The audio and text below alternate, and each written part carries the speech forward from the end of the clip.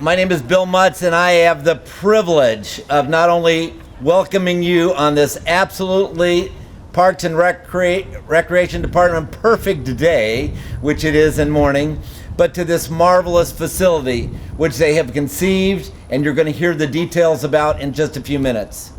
But we are so blessed in this city because we have people who have vision, we have people who know how to make it happen, we have architects who know how to design it excellently, and we have contractors who deliver the product superbly.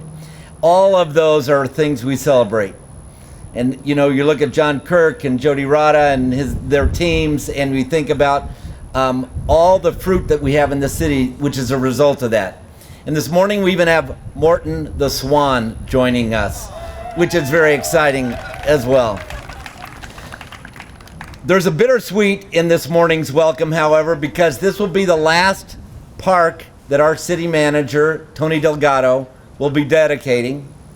And I'm going to introduce him now as he comes up to make some remarks. But on behalf of our commission, I want you to know that we have enjoyed working under his leadership and knowledge so well. And so then his final week, and we'll have lots of moments for this. At this moment in this park, we want you to know this was part of the leadership that he provided to help make that happen. Tony, thank you so much for the privilege of working with you. Thank you, Mr. Mayor. Thank you to the City Commission. More importantly, thank you to the community for believing in a dream. You know, we've been working on this for many, many years. I think when I first became Assistant City Manager almost 20 years ago, this was one of the first things we started talking about and looking at land acquisition and working with so many state groups on trying to acquire this pristine and beautiful piece of conservation land. And ultimately we were able to go ahead and acquire it. But it really took the vision of our Parks and Recreation Department. And I know Bob will talk a little bit about that, but they had a vision from the very beginning to do something special with this piece of property. We obviously are incredibly good at building ballparks and soccer fields and things that you would normally see as a recreation facility. But I can tell you, this vision is really going to change the way our community sees our parks and recreation amenities. Those of you who've been through it know what I'm talking about. Those who haven't been through it will learn these are resort amenities here, folks. These are things you see in high-end resorts, and they're part now of our inventory of parks and recreation properties.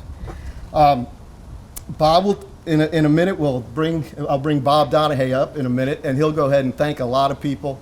He'll also give you some details on what this facility has to offer. However, I can tell you, it is a multi-use facility here at Lake Crago. We already have our dog park, and we already have some of those facilities that were normally utilized as part of our Parks and Recreation program, but this facility features classrooms. This facility features event rental space that's second to none in our community. And most excitingly about this park is that now we have opportunity for water sports programs. We'll be able to kayak. We'll be able to have fishing tournaments. We'll be able to have boat rentals. We'll be able to have those things that our community hasn't seen in a long time. The city of Lakeland, if you notice and look around the park, you'll see some of the landscaping and what they've done. They've worked tirelessly to create native plantings throughout our landscape areas to complement this natural environment. A $7 million project, I can tell you it looks a lot more than $7 million. That's because they know how to stretch a dollar and they know how to make it under budget in a way that looks like a $10, $20 million property.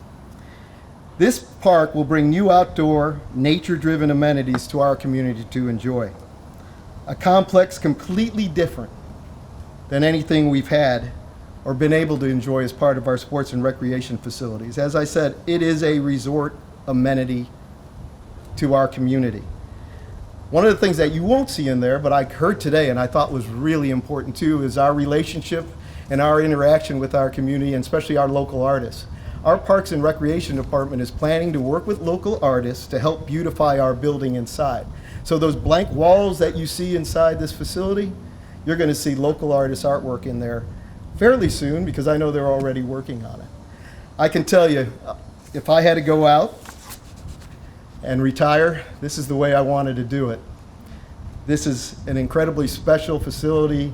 The Parks and Recreation Department has been incredibly special to me over the 20 years I've got to sit over at City Hall and the 4 years I got to be at the Lakeland Center. I don't know if many of you know, but I am a Parks and Recreation major from Southern Illinois University.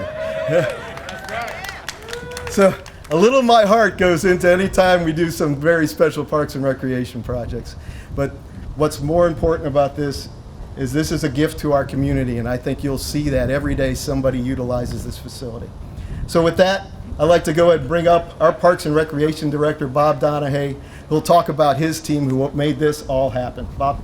When Tony announced his retirement, Tony was, for those of you who weren't here during this time, Tony was instrumental in our $48 million renovation to Tiger Town, to Margin Stadium, Publix Field now, and he was working tirelessly behind the scenes to make that happen. He was a huge part of our success. And when I called up to General Manager Al Avila and said, our good friend Tony's retiring, Tony, courtesy of the Detroit Tigers, and also your loving wife who let me know what your number was in college, oh God, whatever, they sent you this jersey.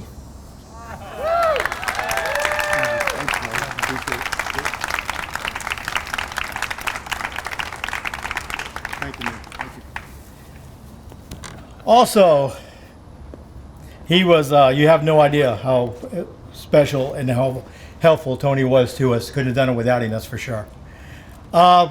Before we start this also, when I became director 8.5, 9 years ago, Pam became deputy director, we started talking about this site and what it could become.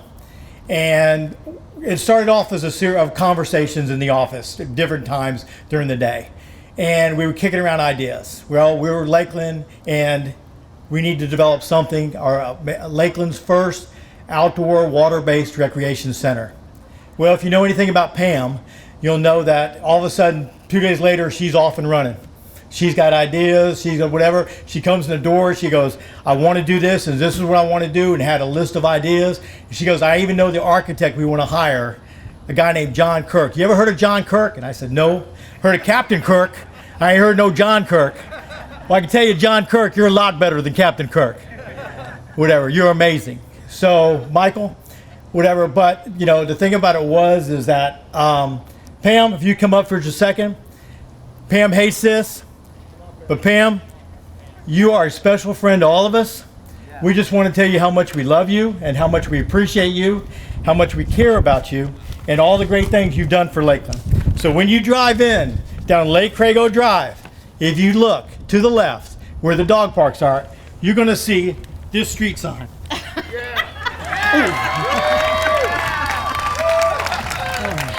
my gosh, that's hysterical. It's appropriately named Pam Page's Way, because if you know Pam, she's going to get her way. So this will be at the entrance when you come into the whatever.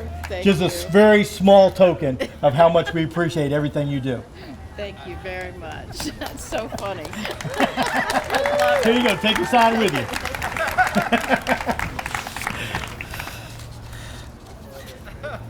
Again, John Kirk, you were amazing. Hardin, Kepman, and Associates did our landscape plan. They were amazing.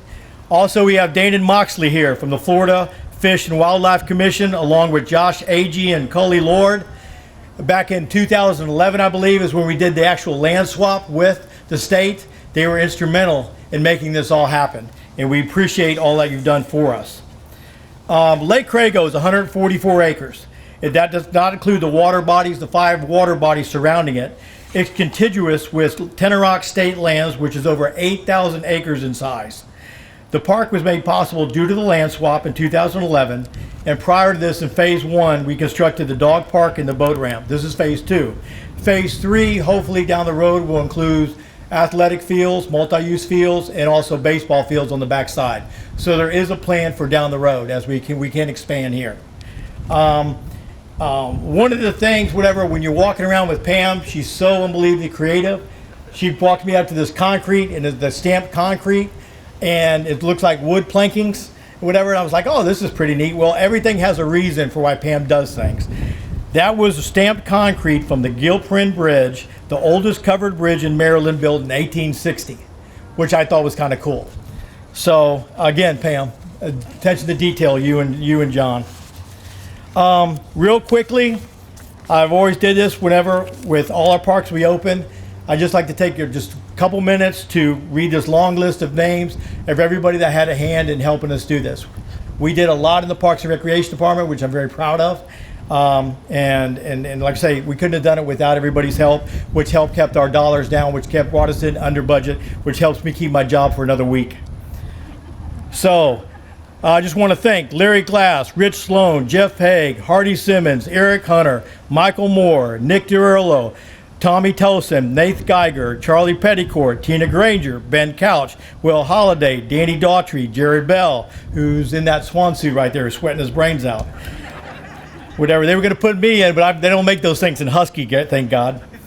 Mikey Grimm, Matt Toops, Chris Olson, Andrew Hancock, Jason Westbury, Landon Chestnut, Roy Scragg, Billy Ray, Donald Washburn, Tim Fountain, Brian Insulin, Jesus, oh my God. Jesus, thank you. Tony, you might need your pension on that one. Brian French, Steve Platt, Steve Williams, Stan Darby, Stacy Smith, Amanda James, Nathaniel Matos, Tim Weston, Zach Alspaw, Bill Cohen, David Lampert, Eric Bell, Artis Doby, Andrew Stoviak, Kim Blair, Mike Futch, Hal O'Neill, Amy Harrison, and Cody O'Gorman from the Lakes Division, who was kind enough to bring their new harvester out here and clear all the shoreline for us. And Mike Maratz him and the Recreation Division did an outstanding job of putting this opening together. Him, Julie, all the staff, thank you very much. But you and Julie, Kim Stoviak, Jared Freeman worked tirelessly, I know, and so did Kim. Susan Saletto, Cindy Davis, Nick Lee, Jack Williams, Shane, Justin, and Jerry. Where are they at? Jody's going to get all the credit because he's the boss. You know how that goes. Whatever. But the thing about it is, you guys were instrumental in helping this building, helping it all happen for us. Bert Noe, Beth Shearling, Kevin Cook, and his staff from communications. Thank you very much. Dennis Davis, David Bibby, Thomas Rice, Joey Bohosky, Taylor Dorman, Amy Harrison, again, Tommy Fields, Jimmy Platt, Charles Thomas, and Diane Gash.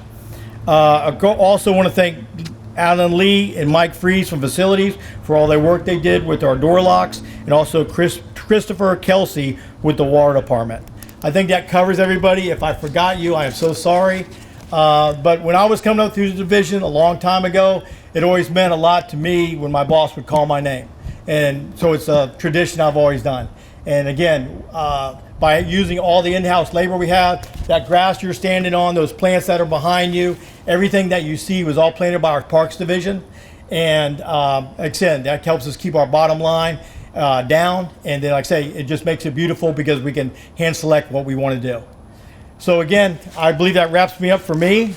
Thank you very much, and I'll turn it back over to Kevin Cook.